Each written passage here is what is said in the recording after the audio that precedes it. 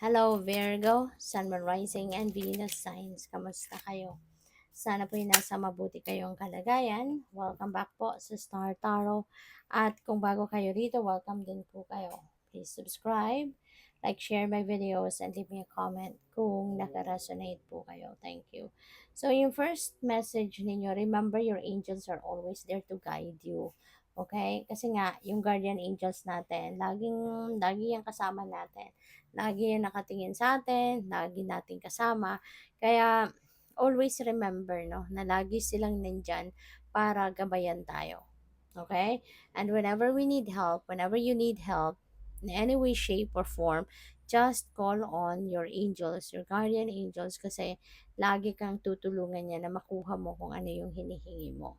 So, your children are also the greatest gift of all. They teach you more than you teach them. So, this is a reminder, para sa karamihan sa inyo, lalo-lalo na kung kayo may mga anak, na your children are really the greatest gift, no? Sa buhay na binigay sa inyo ng universe or na nagkaroon kayo, 'di ba? Kasi unang-una, aside from the joy na dinadala nila sa iyo, aside from um, parang ang halaga, no, ng pagkakaroon ng anak para sa inyo, more than that, ang dami rin ninyong natututunan from them, 'di ba? Ang dami ring impormasyon, experiences, wisdom, lessons na naiko-contribute ang mga bata, no, sa atin lahat. So what seems impossible is possible. Okay? Believe. Kapag nagtitiwala ka, no, na walang imposible, talagang makikita mo yan sa buhay mo. Na lahat ng sa tingin mo ay imposible, God will make it possible for you.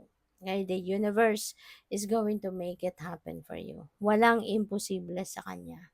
Okay? Always remember that. And believe, kasi kahit alam mo yun, kahit sa tingin ninyo, sobrang hirap nito, paano to gagawin, paano to mangyayari, even though ganyan ang pakiramdam ninyo, that when you offer everything to God, papaabaya mo na sa Kanya, He will make it happen for you. He will make it possible for you.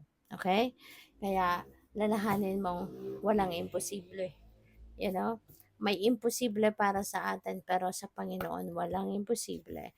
So, by the way, maraming salamat, no, for subscribing. And if you haven't subscribed yet, subscribe na kayo. And also, maraming salamat din um, for not skipping the ads. Malaking bagay po yan sa akin. And also, please click the join button sa baba ng video kung gusto po ninyo na mag-join kayo sa membership. Okay? Salamat po. So, we have kinship. Ayan. So si kinship, maaari, no, na meron kayong grupo siguro na kinabibilangan sa ngayon. And maaaring bago ka, bago ka dyan. Pero despite that, parang feel mo na you are really part of that group. No? Maaaring feeling mo, parang ang tagal mo ng miyembro ng grupo yan, even if saglit pa lang talaga.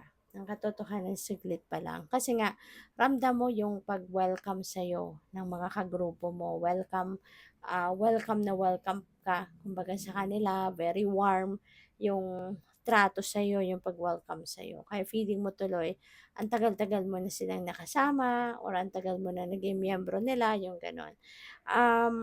Even sa family, no? O pwede rin ang iba sa inyo dito. Baka miyembro na kayo ng isang pamilya, maaring kunyari kakakasal nyo lang, and you're a member of, you become the new member of the family ng person mo, 'di ba? And maaring welcome na welcome ka din, no, sa kanila. Kaya feel na feel mo yung familyhood, no? We feel na feel mo yung sense of belonging, yung gano'n. And even sa trabaho, siguro kung bago ka kunyari sa trabaho ninyo, bago ka sa opisina, 'di ba? Despite that, feel mo, no, na welcome ka din sa kanila. So we have animal totems, animal energy, and powers. Maaari, no, Virgo, na meron ditong gagamitin ang universe na specific kind of animal to send you a message. Okay? And that could be your animal totem.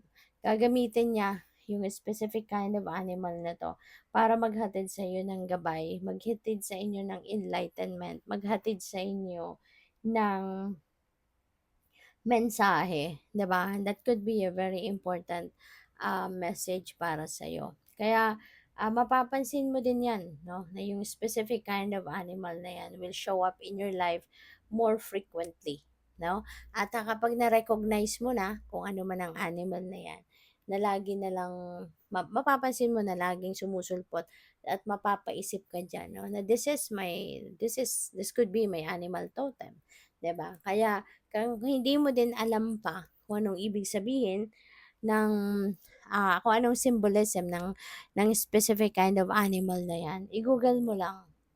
Hanapin mo lang kung ano yung spiritual meaning or symbolism ng animal na 'yan, okay? Because the message will be there, 'no, sa mababasa mo. So we have achievement. So this is good. Meron kang achievement ngayon. This is a time na ma maa-achieve mo na kung ano man yung hinahangad mo, ano man itong gusto mong ma matatapos mo na din 'yan, pupuwedeng project mo 'yan, pupuwedeng trabaho, it could be anything, it could be anything, but definitely makukumpleto mo na siya.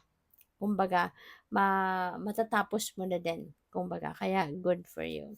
So we have currents of emotion, parang meron ditong flow of, um, a very strong energy, a very strong emotion. Ang napi-pick up ko dito po puwedeng galit, baka merong sitwasyon dito na ikakagalit mo, you know?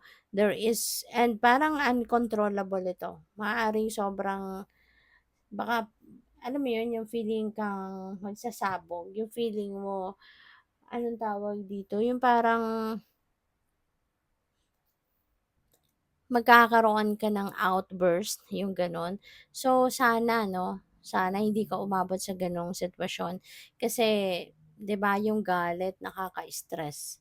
It will just leave you stressed out at, kadalasan 'di ba kapag galit kasi tayo, tayo pa yung alam mo yun, in the end tayo pa yung 'pag nakakapagsalita tayo ng hindi maganda out of galit, so in the end tayo pa yung nakokonsensya, tayo pa yung nahihiya in the end to other people.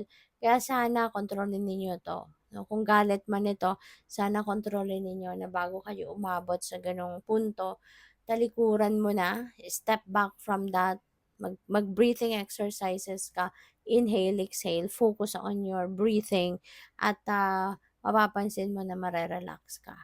Okay?